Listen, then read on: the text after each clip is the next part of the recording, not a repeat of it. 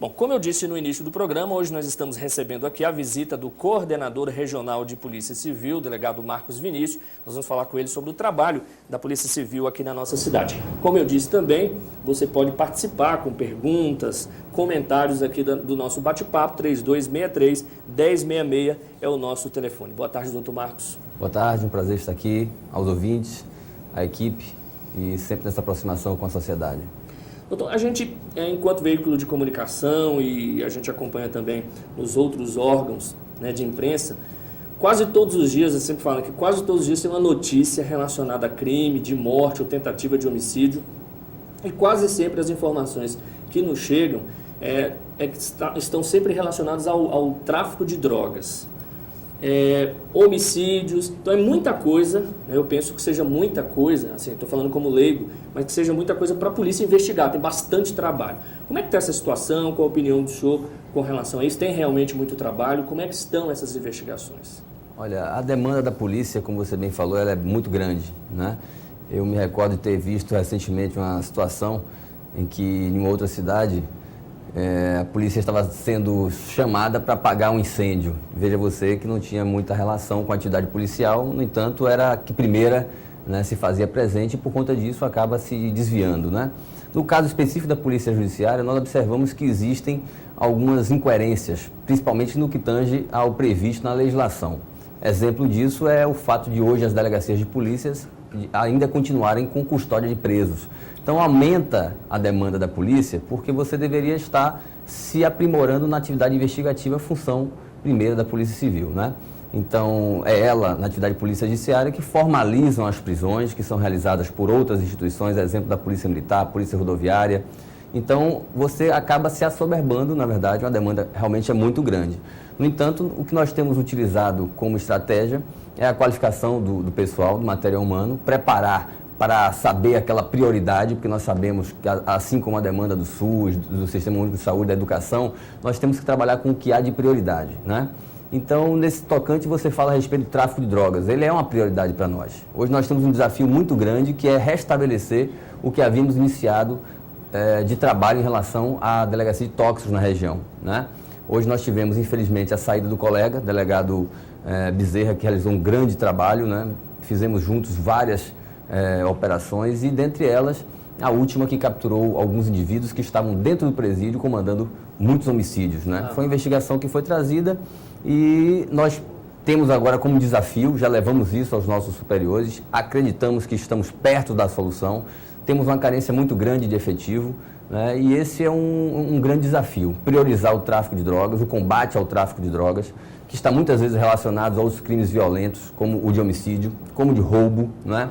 E como já sabemos que isso é pano de fundo, nós precisamos averiguar e poder fazer a repressão qualificada, né? Que é aquela repressão que já se conhece, que já se conclui através das provas e aí pede-se à justiça uma providência. Foi isso que foi feito e é o que a gente pretende desenvolver. Então não há dúvidas de que o tráfico de drogas hoje seria o principal problema relacionado à saúde, à segurança pública aqui em Teixeira de Freitas? Sem dúvida nenhuma. O tráfico de drogas ele acaba sendo um fomentador de outros crimes, né? Ele acaba gerando o assalto, né? Muitas vezes o usuário, sem ter condições de manter o vício, parte para o assalto, né? Mão armada ou furtos para poder trocar com o traficante e ali manter o seu vício. E às vezes muitos traficantes guerreando com outros por disputa de ponto, gerando homicídios, vingança, e é basicamente uma rotina que se repete não só em Teixeira de Freitas, como na região e outras regiões também, e outras cidades da Federação. Tem uma pergunta aqui da Ramônia, do Colina Verde. Por que dessas mortes todas? Aí ela está falando especificamente lá do bairro Colina Verde. Ela coloca que o policiamento, nem é uma pergunta, é um comentário, o policiamento pouco na cidade. Aí já seria uma coisa mais de polícia militar, né? Mas aí a gente já pode aproveitar e pegar como gancho dessa chacina, dessas 3 mortes que ocorreram aí nessa semana. 3 pessoas foram mortas, né?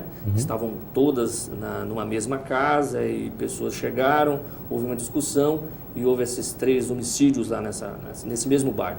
Surpreendeu porque o bairro Colina Verde não tem um histórico de homicídios como outros bairros, exemplo do Liberdade, do Ulisses Guimarães, né? O próprio Tancredo.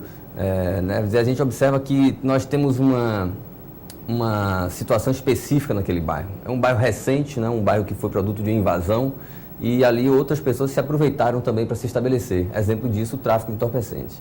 A situação que você se referiu, que foi um triplo homicídio, no primeiro momento nós não podemos divulgar detalhes da investigação, mas já se tem delineado o que de fato aconteceu. Nós temos algumas linhas de investigação, estamos trabalhando, desenvolvendo para também não cometer nenhum tipo de injustiça. Nós só vamos tomar a conclusão de acordo com as provas que forem sendo colhidas.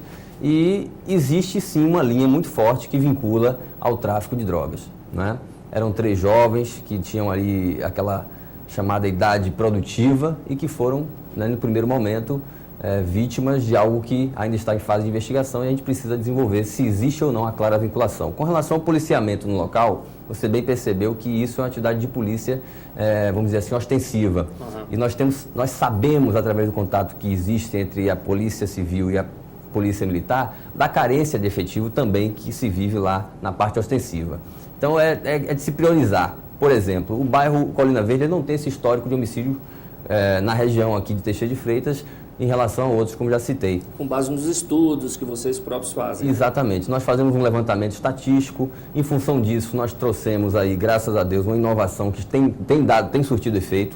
Instalamos um núcleo de homicídios, né? Teixeira de Freitas, em princípio, não foi agraciada, mas levamos aos nossos superiores a necessidade, porque o crime está crescente, e nós tivemos uma escala focada para a questão de homicídios. Então, com remuneração específica, com profissionais específicos para essa preocupação, que foi a implantação do sistema específico de local de crime, né, chamado SILC, está dentro do contexto do Pacto pela Vida, que hoje foi um lançamento do governo estadual em parceria com o Ministério Público e o Judiciário, e acredito que isso já está produzindo frutos, porque, a exemplo do que você citou, nós já temos um bom número de pessoas que foram ouvidas, né, relacionadas logo após o crime, e isso facilita, porque a recenticidade do crime, isso traz maiores chances de você colher informações precisas, e eu creio que isso foi uma vitória para Teixeira de Freitas, e nós vamos colher o fruto disso em muito curto espaço de tempo.